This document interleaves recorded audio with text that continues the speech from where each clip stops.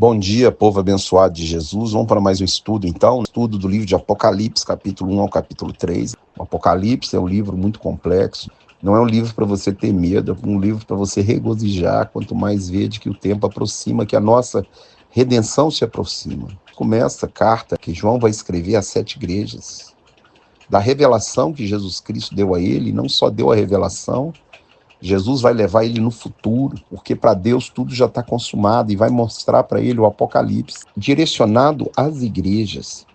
Por que é direcionado primeiro às igrejas? O Apocalipse começa com a apostasia das igrejas, quando o cristão abandona a prática das primeiras obras, quando ele vai para a doutrina dos nicolaítas, se enfurna em doutrinas estranhas, em oba-oba gospel.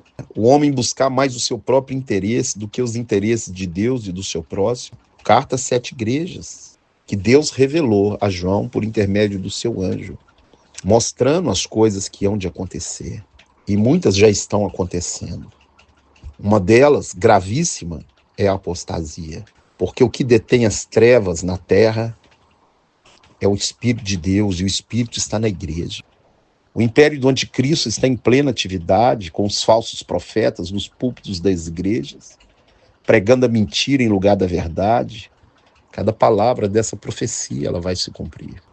Começa falando: bem-aventurado aqueles que leem, que ouvem a palavra dessa profecia, porque o tempo está próximo. João às 7 igrejas, da parte daquele que é, que era e que há de vir, dos 7 espíritos que se acham diante do seu trono. O Espírito Santo é um, mas tem 7 atributos. Então lá em Isaías capítulo 11, verso 1 e 2... fala de Jesus, aquele que nos ama e pelo seu sangue nos libertou, pagou a nossa dívida de pecado. Que todo olho verá, até aqueles que os transpassaram. Aqueles que estiverem mortos ouvirão a voz do Filho do Homem. Uns para a glória eterna e outros para vergonha e horror eterno. Leia Daniel capítulo 12, verso 1. Ele diz: eu sou o princípio e o fim. A palavra hebraica, aí é grego, alfa e ômega, mas a palavra hebraica, Aleph e Tav. Aleph é a primeira e Tav é a última. E o símbolo do Aleph, da primeira palavra hebraica, é o boi, o touro, a força, o poder e o número 1. Então ele é o primeiro, ele é a força, o poder, o todo-poderoso. E ele é o último. A última letra da palavra hebraica, o Tav, o símbolo é uma cruz. Ou seja, ele é o primeiro, o poder, e ele é o último, a salvação. Agora João diz: eu, vosso companheiro na tribulação, achava-me exilado na ilha de Pátimo. E ele teve uma visão, ele tem uma visão de Jesus Cristo. Escreve às igrejas o que eu estou te falando. Ele vai descrever Jesus com a roupa de sumo sacerdote, com os olhos como chamas de fogo e os pés como de bronze polido. Leia Daniel 12, há várias manifestações de Jesus na Bíblia antes de nascer. Você está vendo aí Jesus com o corpo glorificado, ressurreto.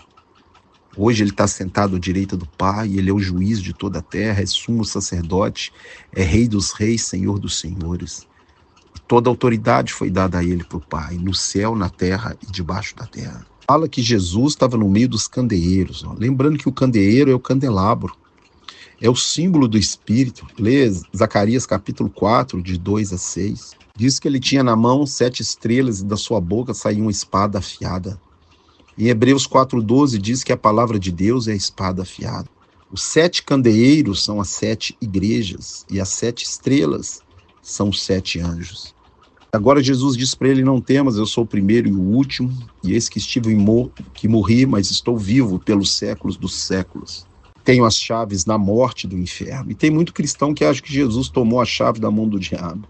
O diabo não manda nada, a palavra-chave é autoridade. E é que ele tem autoridade também debaixo da terra, no céu, na terra e debaixo da terra. Em Filipenses 2,9 diz que ao nome de Jesus, todo joelho vai se dobrar no céu, na terra e debaixo da terra. Ele é Senhor, ele é autoridade de tudo, não há duas forças no universo. O diabo já é um derrotado, Jesus é Senhor absoluto. Então ele vai começar admoestando a igreja, porque a apostasia da igreja traz o anticristo e o apocalipse. Leia 2 Tessalonicenses, capítulo 2, verso 3. Agora ele vai mostrando a as qualidades e os defeitos de cada igreja. Ele começa por Éfeso. Lembrando que Éfeso havia o santuário da tal deusa Diana, que o povo da Ásia adorava na época de João. Tem contra ti que abandonaste o teu primeiro amor. Vê aonde você caiu e arrepende, senão eu venho e movo o meu candeeiro, ou seja, eu tiro o meu espírito. Abandonar o primeiro amor é perder o amor por Deus, por Jesus Cristo. E automaticamente você perde o amor pelo próximo, porque como é que você pode dizer que ama Deus a quem você não vê, se você não consegue amar o próximo a quem você vê? Ele dá um alerta à igreja em Éfeso: pois eis que eu venho sem demora. Ele diz a recompensa da obediência, que o vencedor, não é o predestinado, não, é aquele que vencer, ele vai dar o direito de comer da árvore da vida que está no paraíso de Deus. Agora a igreja em Esmirna, ele escreve que conhece a tribulação e a pobreza daqueles irmãos, que eles vão ser colocados à prova durante 10 dias. São 10 imperadores romanos que massacraram a igreja, que perseguiram, que humilharam. Persevera, não desista, não abandone a sua fé, pela tribulação que vocês vão passar. Porque ao vencedor eu dar-lhe-ei a coroa da vida, ou seja, o galardão, a coroa, o reino que ele tem prometido para aqueles a quem ele ama. O anjo da igreja em Pérgamo, que o meio que eles estão é onde está o trono de Satanás. Lá tinha a adoração ao imperador. Que tem contra eles que eles sustentam a doutrina do Balaão. Sabe o que é a doutrina do Balaão? É os falsos profetas. É o que muita igreja hoje tem sustentado. Pastores que não enquadram naquilo que Tito 3 e Timóteo 1 e 2 diz, sustentam e concordam com a doutrina de Balaão. A doutrina dos nicolaítas, leia Atos capítulo 6, a igreja vai instituir diáconos, e o último deles é Nicolau, prosélito de Antioquia. E muitos teólogos dizem que esse Nicolau é o fundador da doutrina dos nicolaítas, e se você não sabe o que é a doutrina dos nicolaítas, é o que a gente vê hoje dentro da igreja: apóstolo, bispo, pastora, bispo, essa vaidade de cargo hierárquico dentro da igreja, sem estar qualificado ou preparado. É a doutrina dos nicolaítas. Tenho ao seu favor que você odeia essa doutrina, como eu também odeio. Vão ser julgados pelas palavras e condenados. Quem tem ouvidos, ouça. Vencedor da lei do maná escondido e da pedrinha branca. A pedrinha branca, que era uma pedrinha que era dada no tribunal com o nome da pessoa para falar, ela foi absolvida, né? Então você tem um novo nome no céu e você foi absolvido. Você hoje é declarado justificado pelo sangue de Jesus e você tem a vida eterna. A igreja de Tiatira, ele fala que tem contra ela, que ela tolera Jezabel. E a Jezabel está no nosso meio, a promiscuidade sexual. Não leva mais o casamento no joelho, não leva no cartório. E pratica adultério com várias pessoas e mentem falando que isso tudo é normal. Aquele que sonda mente e coração vai dar a cada um segundo as suas obras. Vocês de Tiatira que não estão nas profundezas de Satanás. Promiscuidade sexual, o adultério no nosso meio. Conserva o que você tem, vou te dar autoridade sobre as nações. A igreja reina sobre a terra. A igreja em Sardes, ele fala: não tenho achado íntegros as suas obras. E livra aqueles que estão prestes para morrer espiritualmente. Lembra de que o tem recebido e arrepende, pois senão irei de surpresa contra ti. E você não vai saber que dia que eu vou vir nessa surpresa. Que tem poucas pessoas nessa igreja que não se contaminaram, têm vestiduras brancas. Leia Efésios capítulo 5, 24 a 28, que você é lavado pela água da palavra. E a vestidura branca está em Apocalipse 19. Fala que são os atos de justiça dos santos. Dentro da igreja em Sardes tem poucas pessoas que ainda praticam a palavra de Deus, estão de vestiduras brancas. O vencedor será assim vestido de vestidura branca e de modo nenhum apagarei o nome dele do livro da vida. Ou seja, o perdedor vai ter o nome apagado.